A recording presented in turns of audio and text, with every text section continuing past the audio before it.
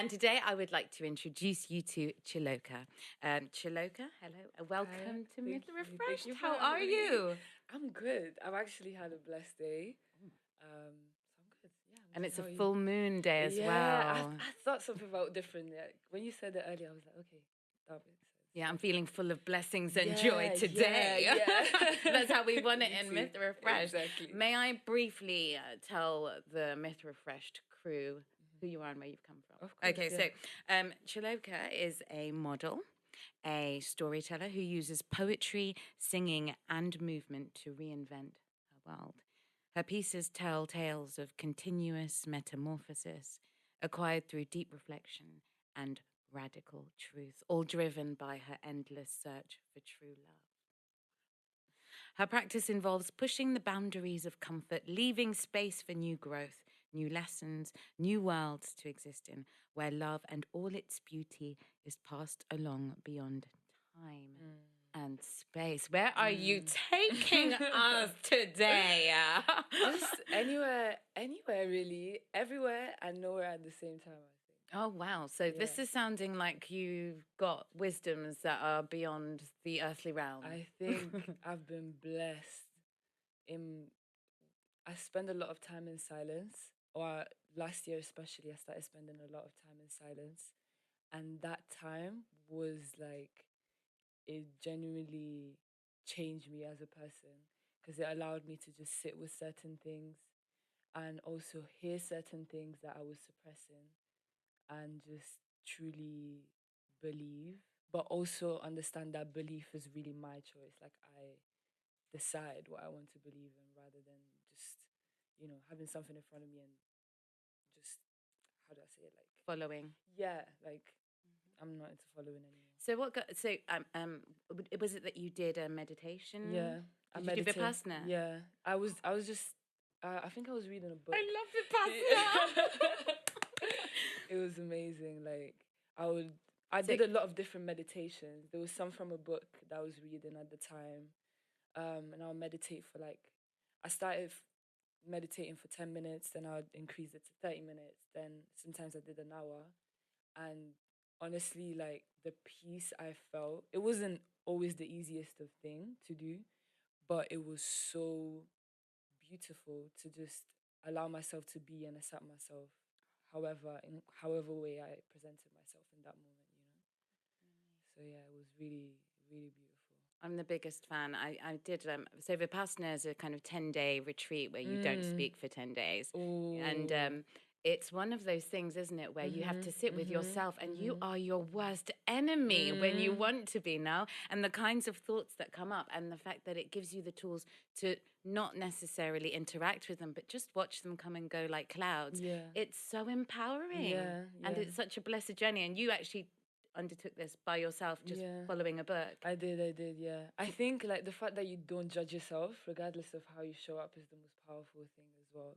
For me anyways, because like I used to judge my thoughts a lot and like the way I, viewed things or the way I felt about certain things, I used to judge it. But meditating, showed me that I should never judge anything about myself. I'm here to exist, I'm here to experience. That's my only duty, realistically. I'm not here to judge anyone or myself at that, Yeah. What a beautiful thing. And does this influence your art? I think it does, yeah. So could you tell us a bit about your artistic discipline? What's your... So I sing, write poetry, and also like dance. I wouldn't call myself a dancer, but I love dancing. You got the rhythm, baby. I got the... Come on, come on. But yeah, I'd say that in my art, I try to show this ugly side, maybe. But when I say ugly, I mean that it's not always about love. Everything is love, but I'm not always talking about love. I think a lot of times I'm talking about frustration, feeling stuck, and, negative feelings per se. They're not really negative, but I try to find a way to transform them and make myself more space to be. I think that's what most of my work is about. So self-reflection and then rather than just, wallowing myself in self-pity. What can I do now? What can I do with this that I've acquired? What can I transform it into? So it's about decisions as well. It's about intention. Um, it's about freedom. I think I talk a lot about freedom. I want everybody to feel free. Oh, mamma mia! Yeah. What a lovely intention. If I am not free, if my brothers and sisters aren't free, then how can I be free? Exactly. I genuinely believe that when everyone is free and when everyone feels love, that's when, like, I have a certain idea of how the world should be, and maybe it's not right, but the way I envision it is like everybody should feel love and transfer love and share love and receive love, in peace, and just play. We're here to Peace, play. love, and play. I mean, Yeah. that's not a really hard manifesto. Yeah, That's a not nice really. manifesto. Yeah.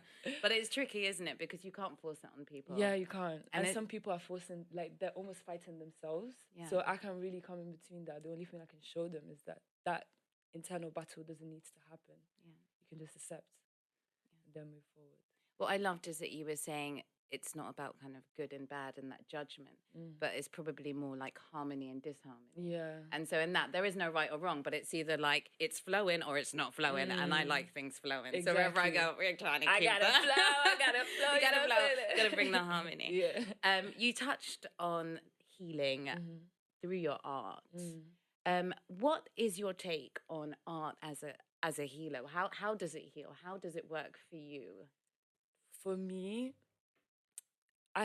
poetry especially, I find it so beautiful, because before I even started writing poetry, I was just journaling, and then I found myself writing for pages and pages and pages, and I was like, I can't do this. I don't have time to write for hours. Like, I need to summarize it.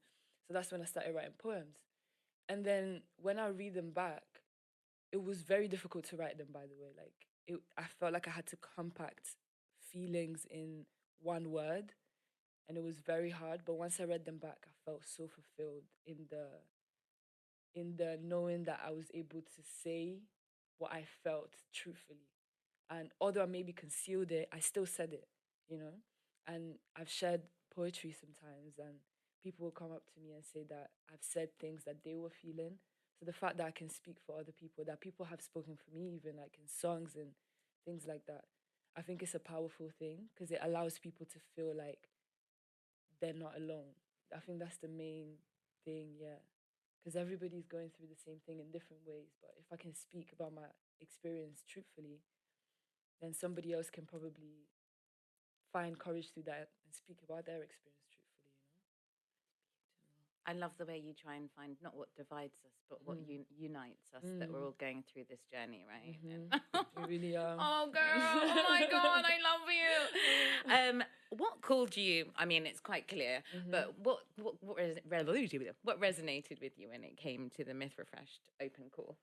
It was how mystical it felt. Like, even when I saw the flyer at first, I felt like, because a lot of times, even when I have conversations, I'm a bit not conscious, but like, I'm just like, oh, am I just like too woo-woo, But when I saw Myth Refreshed, I felt very much like there's not, like, it's not even enough. No, they want my quirk. I mean? Be more. be more. Exactly. And I felt it was a beautiful space for me to experiment as well. And like, rather than just stick to the same thing that I always do, to just explore what else do I want to show. Like, even with the movement, I've never really done movements and performance with poetry or anything like that. So, but I always dance in my room, so why not share that with other people? Yeah. So beauteous. And what can we expect from your beauteous self upon the Myth Refreshed stage? I'd say expect, how can I put this?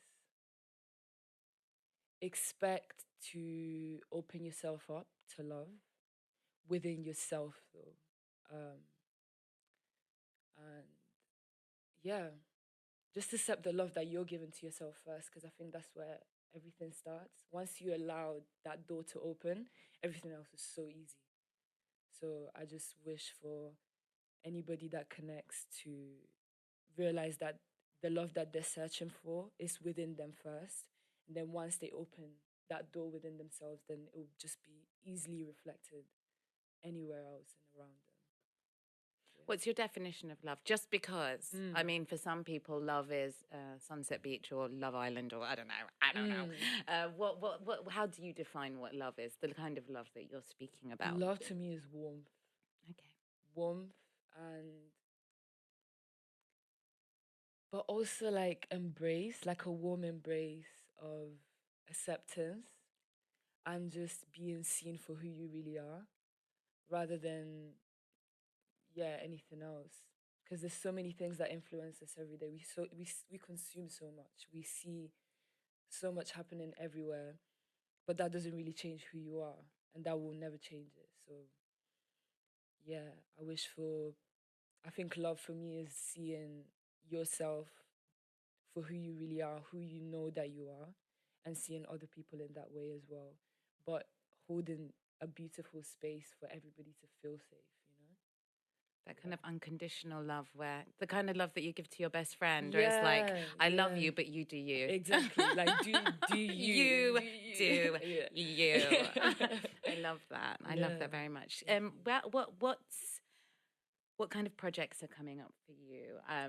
Where can we see you? Where are you going? How can we find you? How can we tap into this love that you got bringing into the world? I think I don't really know what's going on because right now I'm actually studying. So everything that I do is very much like what I can fit in.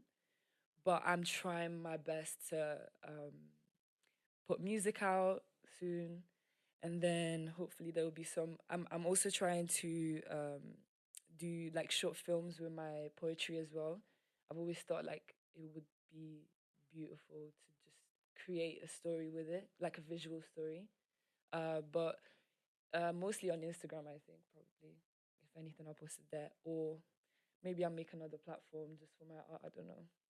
Figure it out in due time. All these infinite possibilities are open for you. Mamma mia. Thank you so much for coming to the Myth Refresh podcast. We can't wait to see you on the Myth Refresh stage.